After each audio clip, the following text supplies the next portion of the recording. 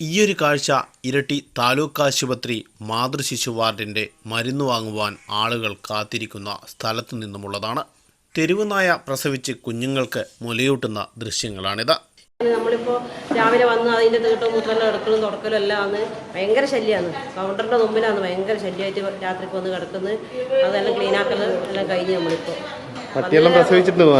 പട്ടിക്കുട്ടികളൊക്കെ പട്ടിക്കുട്ടികളും പട്ടിയും എല്ലാം ഉണ്ട്. കാലില്ലതും കാലില്ലാത്തതും എല്ലാം ഇഷ്ടംപോലെ ഉണ്ട്.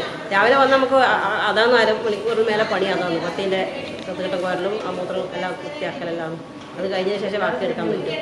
ഈ കാഴ്ച കാണുമ്പോൾ മനസ്സിലാകുന്നത് 3 കോടി രൂപയിൽ അധികം ചെലവഴിച്ച് മാതൃ ശിശു വാർഡിനായി എല്ലാ സംവിധാനങ്ങളും ഒരുക്കി 3 വർഷം മുൻപ് മുൻ ആരോഗ്യമന്ത്രി ഉദ്ഘാടനം ഉൾപ്പെടെ ചെയ്ത മാതൃ ശിശു വാർഡ് ഇപ്പോഴും തുറന്നു പ്രവർത്തിക്കുന്നില്ല എന്നുകൂടി മനസ്സിലാക്കുമ്പോൾ കാര്യങ്ങൾ കുറച്ചുകൂടി എളുപ്പത്തിൽ പിടികിട്ടും.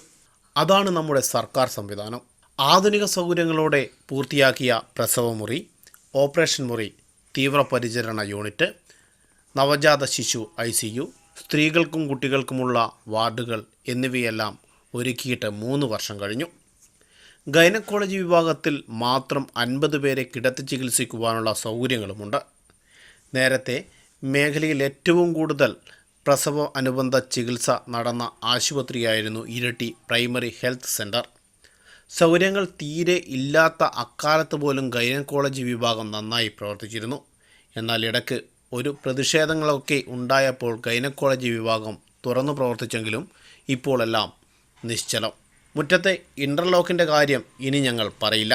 പല രോഗങ്ങൾക്കും ചികിത്സ തേടിയെത്തിയ ആളുകൾ ഇൻ്റർലോക്കിൽ തടഞ്ഞു വീണ് പരിക്കേറ്റ് ചികിത്സ തേടി തിരിച്ചു പോകുന്ന സ്ഥിതിയൊക്കെ ഉണ്ടായിരുന്നു.